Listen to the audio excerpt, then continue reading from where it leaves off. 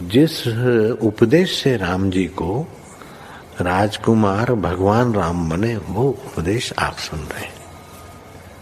कितना ऊंचा ग्रंथ है। इसको वाल्मीकि रामायण भी बोलते, योग वशिष्ठ महारामायण भी बोलते। राम तीर्थ ने इसी का बार बार अध्ययन किया था।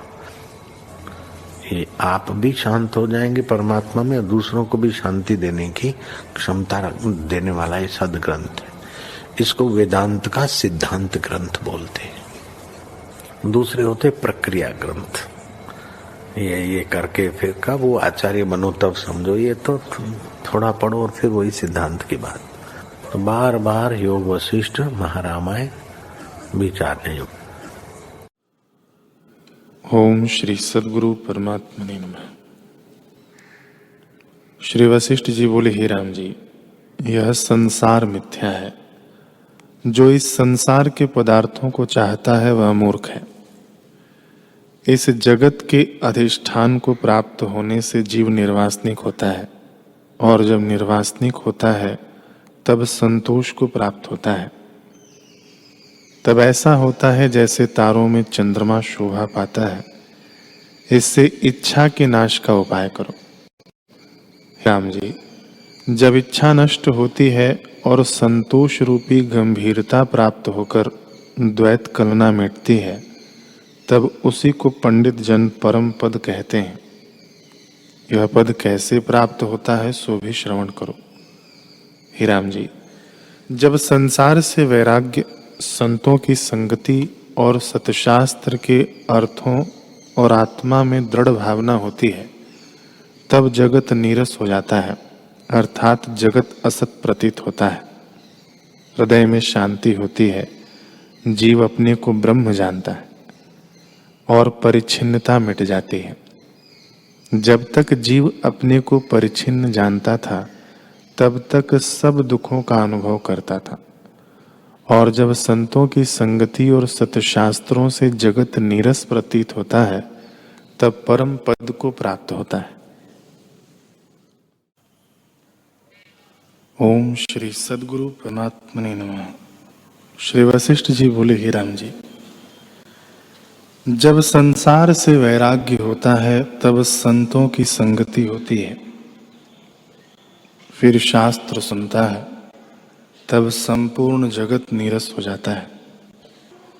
जब जगत नीरस लगा और आत्मा में दृढ़ अभ्यास हुआ, तब अपनी स्वभाव सत्ता प्रकाशित होती है। उसी स्वभाव सत्ता में स्थित होने पर परमानंद की प्राप्ति होती है, जिसमें वाणी की गति नहीं है। हे राम जी, जब यह अवस्था होती है तब मन स्थिर हो जाता है, अर्थों की तृष्णा नहीं रहती। जो अपने पास होता है उसको रखने की भी इच्छा नहीं रहती, सहज त्याग हो जाता है, और पुत्र, धन, स्त्री आदि तब नीरस हो जाते हैं। यद्यपि वह मनुष्य इनके बीच में रहता है, तो भी इनमें अहम मम अभिमान नहीं करता।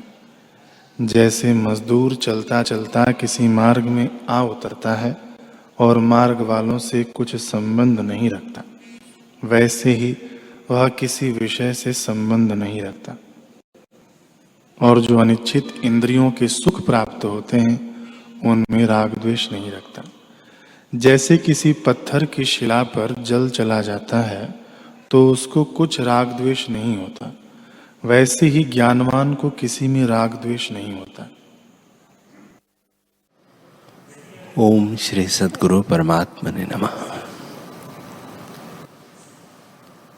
श्री योग वशिष्ठ महारामायण। श्री वशिष्ठ जी बोले, हे रामचंद्र जी, अपना वास्तव स्वरूप जो है सो ब्रह्म है।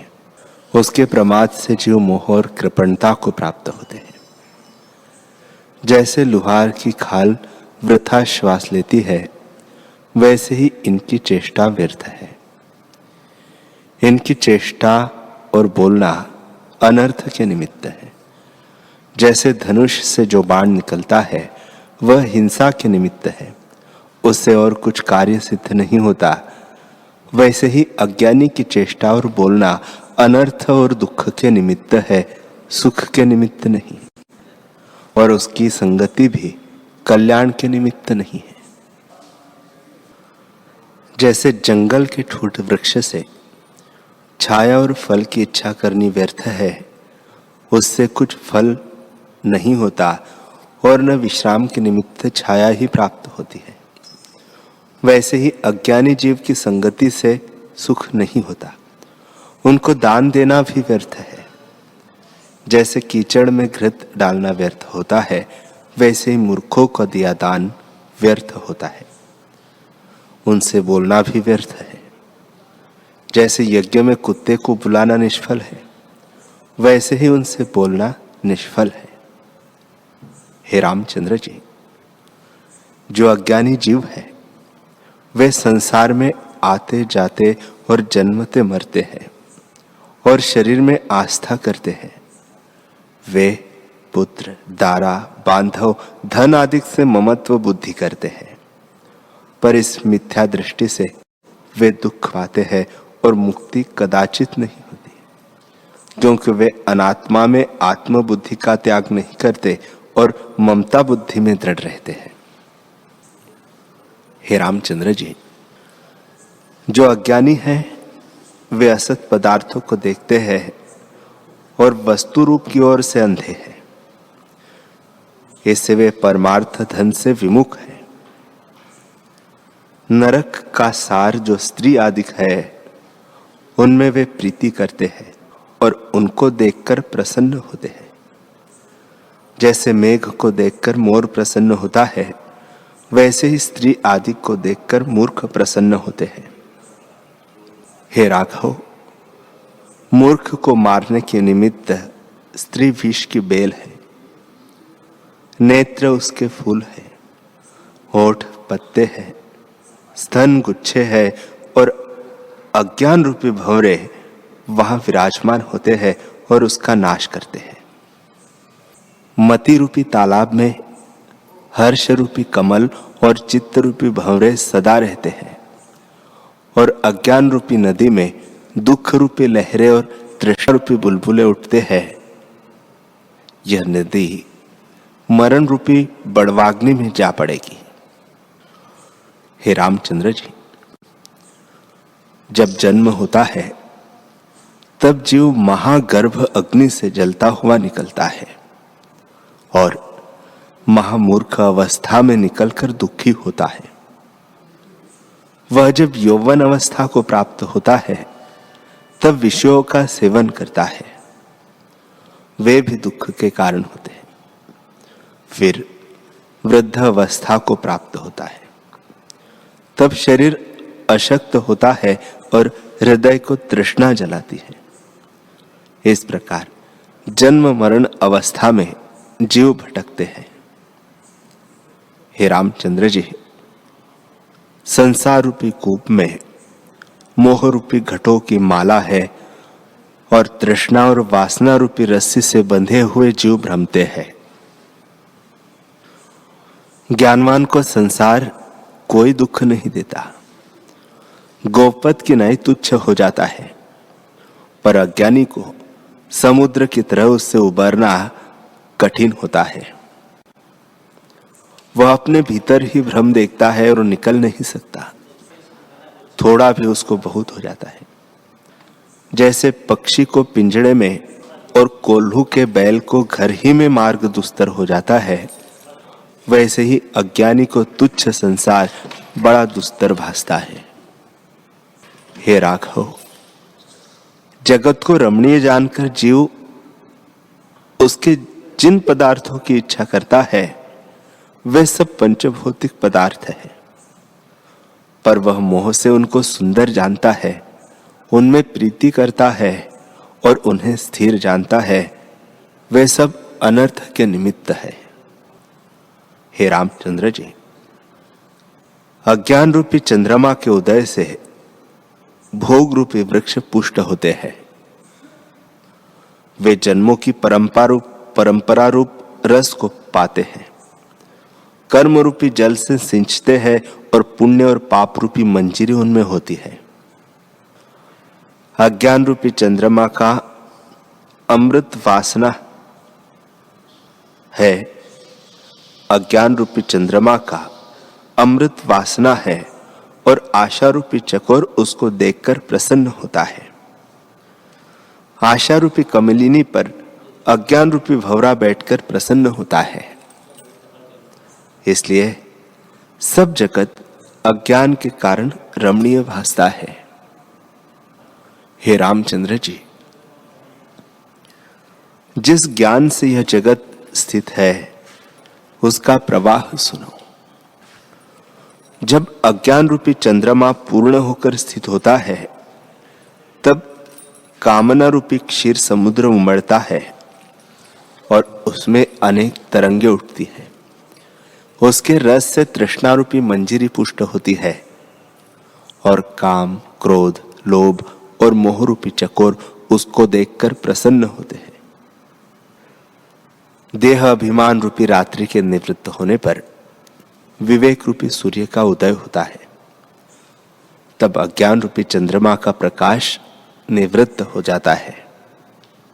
हे रामचंद्र जी, अज्ञान से जीव भ्रमते हैं और उनकी चेष्टा उल्टी हो जाती है। जो तुच्छ और नीच दुखरूप पदार्थ है उसको देखकर वे सुखदायक और रमणीय जानते हैं और स्त्री को देखकर प्रसन्न होते हैं।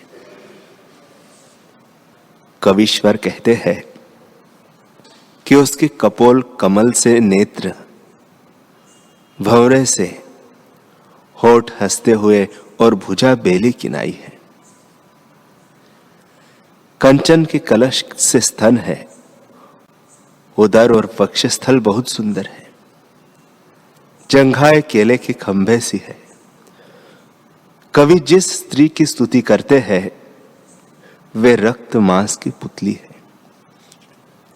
कपोल भी रक्त मांस है, होठ भी रक्त मांस है, भुजा विष के वृक्ष की शाखा सी है, स्तन भी रक्त मांस है और संपूर्ण शरीर भी रक्त मांस अस्थि से पूर्ण एक मूर्ति है। उसको जो रमणीय जानते हैं वे मूर्ख मोह से मोहित हुए हैं और अपने नाश की इच्छा करते हैं। जैसे सर्पिणी से जो कोई हित करेगा वह नष्ट होगा, वैसे ही स्त्री से प्रेम करने से नाश होता है। जैसे कदलीवन का महाबली हाथी काम से नीच गति पाता और संकट में पड़ता है और अंकुश सहकर अपमान को प्राप्त होता है, वह एक स्त्री की चाह से ही ऐसी गति को प्राप्त होता है। वैसे ही यह जीव स्त्री की इच्छा करके अनेक दुख पाता है। जैसे दीपक को रमणीय जानकर पतंगा उस पर गिरता और नष्ट होता है, वैसे यह जीव स्त्री की इच्छा करता है और उसके संग से नाश को प्राप्त होता है। लक्ष्मी का आश्रय करके जो सुख की इच्छा करता है वह भी सुखी न होगा। जैसे पहाड़ दूर से देखने पर सुंदर लगता है, वैसे ही यह भी देखने में सुंदर लगती है, पर स्त्री का आश्रय करके जो सुख की इच्छा करे सो सुख न मिलेगा, अंत में दुख ही प्राप्त होगा। लक्ष्मी का भी यही हाल है। जब लक्ष्मी प्राप्त होती है तब मनुष्य अनर्थ और पाप करने लगता है और दुख का पात्र होता है, और जब वह जाती है तब दुख दे जाती है और वह उससे जलता रहता है। हे रामचंद्र जी, जगत में सुख की इच्छा करना व्यर्थ है।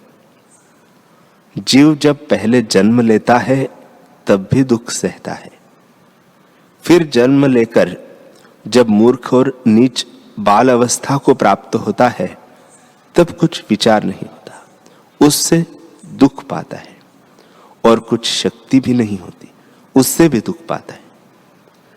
जब यौवन अवस्था रूपी रात्रि आती है तब उसमें काम, क्रोध, लोभ और मोह रूपी निशाचर विचरते हैं और तृष्णा रूपी पिशाचिनी घेरती है, क्योंकि उस अवस्था में विवेक रूपी चंद्रमा नहीं उदय होता, इससे अंधकार में ही वह सब क्रीड़ाते हैं। हे रामचंद्र जी, यौवन अवस्था रूपी वर्षा काल में बुद्धि आदि नदियां मलिन भाव को प्राप्त होती है। काम रूपी मेघ गरजता है और तृष्णा रूपी मोरनी उसको देखकर प्रसन्न होकर नृत्य करती है। फिर यौवन अवस्था रूपी चूहे को बुढ़ापा रूपी बिल्ली खा लेती है और शरीर महाजर्जरीभूत हो निर्बल हो जाता है। तृष्णा बढ़ती जाती है और हृदय जलता है। निदान फिर मृत्यु रूपी सिंह जरा रूपी हरिण को भक्षण कर लेता है। इस प्रकार मनुष्य उपजता और मरता है और आशा रूपी रस्सी से बंधा हुआ घड़ी के लटकन की तरह भटकता है, शांति कदापि नहीं पाता। हे रामचंद्र जी, ये ब्रह्मांड एक वृक्ष है, उसमें जीव रूपी पत्ते लगे हैं। वे कर्म रूपी वायु से हिलते हैं, उसमें अज्ञान रूपी जड़ता है। चित्त रूपी ऊंचा वृक्ष है, उस पर लोभ आदि उल्लूक बैठते हैं। जगत रूपी सरोवर में शरीर रूपी कमल है, उस पर जीव रूपी भंवरे आ बैठते हैं और काल रूपी हाथी आकर उनको चट कर जाता है। हे रामचंद्र जी, जनता रूपी जीर्ण पक्षी आशा रूपी फंदे से बंधे हुए वासना रूपी पिंजड़े में पड़े हैं। वे राग द्वेष रूपी अग्नि से जल भूनकर काल रूपी पुरुष के मुख में पड़े प्रवेश करते हैं। जन रूपी पक्षी उड़ते फिरते हैं। किसी दिन जब काल रूपी व्याध जाल फैलावेगा, तब उनको फंसा लेगा। हे राम, संसार रूपी तालाब में जीव रूपी मछलियां है और काल रूपी बगुला उनको भोजन करता है। काल रूपी कुम्हार जन रूपी मृत्तिका के बर्तन बनाता है और वे शीघ्र ही फूट जाते हैं। जीव रूपी नदी कर्म रूपी तरंगों को फैलाती है और काल रूपी बड़वाग्नि में जा पड़ती है। जगत रूपी हाथी के मस्तक में जीव रूपी मोती है। उस हाथी को काल रूपी सिंह भोजन कर जाता है। वह काल रूपी भक्षक ऐसा है कि उसमें ब्रह्मा को भी नहीं छोड़ा। इस तरह उस सबको खाकर भी वह तृप्त नहीं होता। जैसे घृत की आहुति से अग्नि तृप्त नहीं होती, वैसे ही काल जीवों को भोजन करने से तृप्त नहीं होता। हे रामचंद्र जी, एक निमेष में अनेक जगत उपजते हैं और निमेष में लीन हो जाते हैं। सबके अभाव में जो शेष रहता है वह रुद्र है। फिर वह भी निवृत्त होता है और सबके पीछे एक परम तत्व ब्रह्म सत्ता रहती है। हे रामचंद्र जी, जो कुछ जगत है वह अज्ञान से भासता है। जन्म, मरण, बाल अवस्था, यौवन और वृद्ध आदि विकार अज्ञान से भासते हैं और अज्ञान के नष्ट होने पर सब नष्ट हो जाते हैं। जब तक आत्म विचार नहीं उपजता, तब तक अज्ञान रहता है, और जब आत्म विचार उपजता है, तब अज्ञान रूपी रात्रि निवृत्त हो जाती है, केवल ब्रह्म पद भासता है। श्री वशिष्ठ जी बोले, हे रामचंद्र जी, यह संसार रूपी यौवन चेतन रूपी पर्वत के श्रृंग पर स्थित है और अविद्या रूपी बेली उसमें बढ़कर विकास को प्राप्त हुई है। सुख, दुख, भाव, अभाव और अज्ञान उसके पत्र, फूल और फल है। जहां अविद्या सुखरूप होकर स्थित होती है वहां ऊंचे सुख का भोग कराती है और सत्य प्रतीत होती है, और जहां दुखरूप होकर स्थित होती है वह दुखरूप भासती है। वे ही सुख व दुख इसके फल है। दिन फूल है और रात्रि भंवरे है। जन्म अंकुर है और यह भोग रूपी रस से पूर्ण है। जब विचार का घुन अविद्या रूपी वृक्ष को खाने लगता है तब नष्ट हो जाती है। जब तक विचार रूपी घुन नहीं लगा तब तक वह दिन दिन बढ़ती और दृढ़ होती जाती है। हे रामचंद्र जी, अविद्या रूपी बेली का मूल संवित का फुरना है, उससे यह फैलती है। तारांगण उसके फूल है, चंद्रमा और सूर्य उसका प्रकाश और दुष्कृत कर्म रूपी नरक स्थान कंटक है। शुभ कर्म रूपी स्वर्ग उसके फूल है और सुख दुख रूपी फल इसमें लगते हैं। जीव उसके पत्ते हैं जो काल रूपी वायु से हिलते और जीर्ण होकर गिर पड़ते हैं। पृथ्वी उसकी त्वचा है, पर्वत पीड़ है, उसमें मरण रूपी छिद्र, जन्म रूपी अंकुर और मोह रूपी कलिया है, जिनके महासुंदर गोरे अंग हैं। उनसे जीव मोहित होते हैं, जैसे स्त्री को देखकर पुरुष मोहित होते हैं। यह 7 समुद्रों के जल से सिंची जाती है और उससे पुष्ट होती है। उस बेली में एक विषधर सर्पिणी रहती है। जो कोई उसके निकट जाता है उसको काटती है और वह मूर्छित हो गिर पड़ता है। संसार रूपी मूर्छा की देने वाली तृष्णा रूपी सर्पिणी है। वह बेली अन्यथा नष्ट नहीं होती, जब विचार रूपी घुन उसको लगे तो नष्ट हो जाती है। हे रामचंद्र जी, जो कुछ प्रपंच तुमको भासता है सो सब अविद्या रूप है।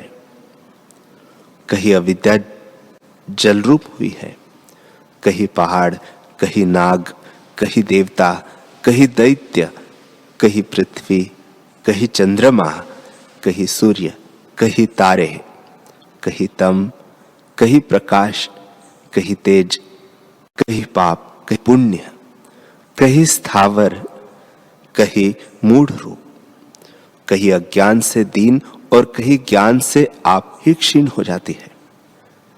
कहीं तप दान आदि से क्षीण होती है, कहीं पाप आदि से बढ़ती है, कहीं सूर्य रूप होकर प्रकाश करती है, कहीं स्थान रूप होती है, कहीं नरक में लीन है, कहीं स्वर्ग निवासी है, कहीं देवता होती है, कहीं कृमि होती है, कहीं विष्णु रूप होकर स्थित हुई है, कहीं ब्रह्मा होकर स्थित है, कहीं रुद्र है, कहीं अग्नि रूप है, कहीं पृथ्वी रूप हुई है और कहीं आकाश व कहीं भूत भविष्य और वर्तमान हुई है। हे रामचंद्र जी, जो कुछ देखने में आता है वह सब महिमा इसी की है। ईश्वर से लेकर तृण पर्यंत सब अविद्या रूप है। जो इस दृश्य जाल से अतीत है उसको आत्मलाभ जानो। राम जी ने पूछा, हे ब्राह्मण, विष्णु और हर आदि तो शुद्ध आकार आकाश जाति है, इनको अविद्या तुम कहते हो? यह सुनकर मुझको संशय उत्पन्न हुआ है। श्री वशिष्ठ जी बोले, हे राम, प्रथम यह सुनो कि अविद्या और तत्व किसको कहते हैं। जो अविद्यमान हो और विद्यमान भासे वह अविद्या है, और जो सदा विद्यमान है उसको तत्व कहते हैं। हे राघव, शुद्ध संवित और कलना से रहित जो चिन्मात्र आत्मसत्ता है वही तत्व है। उसमें जो अहम उल्लेख से संवेदन कलना पूर्ण रूप से फूर्ती है, वही चिन्मात्र संवित का आभास है। वही संवेदन फुरकर स्थान भेद से सूक्ष्म, स्थूल और मध्य भाव को प्राप्त हुआ है, और फिर वही दृढ़ स्पंद से मनन भाव को प्राप्त हुआ है। सात्विक, राजस और तामस तीनों उसी के आकार हैं। वह विद्या त्रिगुण प्राकृत धर्मिणी हुई है, और 3 गुण जो तुमसे कहे हैं वे भी एक एक गुण 3-3 प्रकार के हैं, जैसे अविद्या के गुण 9 प्रकार के भेद को प्राप्त हुए हैं। जो कुछ तुमको दृश्य भासता है वह अविद्या के 9 गुणों में है। ऋषीश्वर, मुनीश्वर, सिद्ध, नाग, विद्याधर और देवता अविद्या के सात्विक भाग है, और उस सात्विक भाग के विभाग में नाग सात्विक तामस है। विद्याधर, सिद्ध, देवता और मुनीश्वर अविद्या के सात्विक भाग में सात्विक राजस है, और हरिहर आदि केवल सात्विक ही है। हे रामचंद्र जी, सात्विक जो प्रकृत भाग है उसमें जो तत्वज्ञ हुए हैं वे मोह को नहीं प्राप्त होते, क्योंकि वे मुक्ति रूप होते हैं। हरिहर आदि शुद्ध सात्विक है और सदा मुक्ति रूप होकर जगत में स्थित है। वे जब तक जगत में है तब तक जीवन मुक्त है, और जब देह मुक्त हुए तब परमेश्वर को प्राप्त होते हैं। हे रामचंद्र जी, अविद्या के 2 रूप हैं। एक अविद्या विद्या रूप होती है, जैसे बीज फल होता है और फल बीज होता है। जैसे जल से बुलबुला उठता है, वैसे ही अविद्या से विद्या उपजती है, और विद्या से अविद्या लीन होती है। जैसे काष्ठ से अग्नि उपजकर काष्ठ को जलाती है, वैसे ही विद्या अविद्या से उपजकर अविद्या का नाश करती है। वास्तव में सब चिदाकाश है। जैसे जल में तरंग कलना मात्र है, वैसे विद्या अविद्या की भावना मात्र है। इसको त्याग कर शेष आत्मसत्ता ही रहती है। अविद्या और विद्या आपस में प्रतियोगी है, जैसे तम और प्रकाश। इससे इन दोनों को त्याग कर आत्मसत्ता में स्थित हो। विद्या और अविद्या कल्पना मात्र है। विद्या के अभाव का नाम अविद्या है, और अविद्या के अभाव का नाम विद्या है। यह प्रतियोगी कल्पना मिथ्या है। जब विद्या उपजती है तब अविद्या को नष्ट करती है, और जब फिर आप भी लीन हो जाती है, जैसे काष्ठ से उपजी अग्नि काष्ठ को जलाकर आप भी शांत हो जाती है। इससे जो शेष रहता है वह अनिर्वचनीय पद सर्वव्यापी है।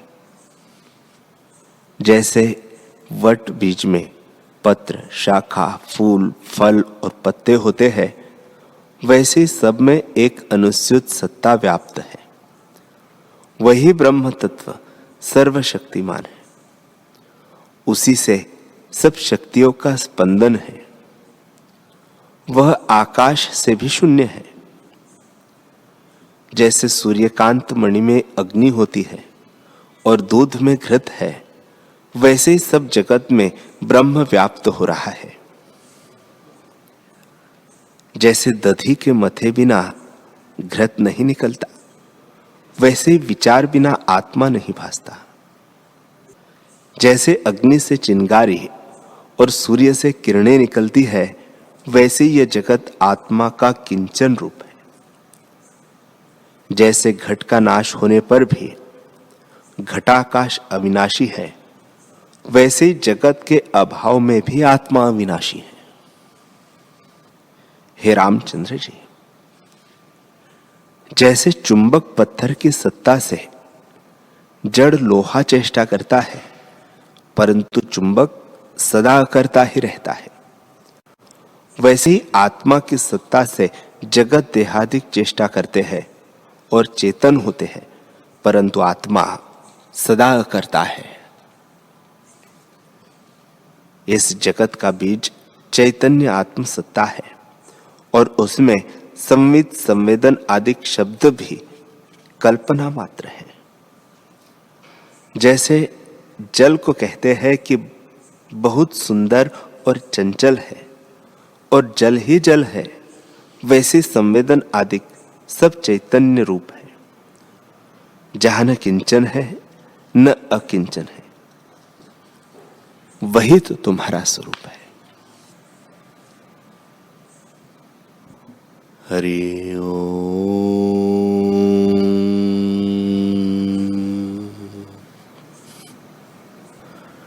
हरि ओम।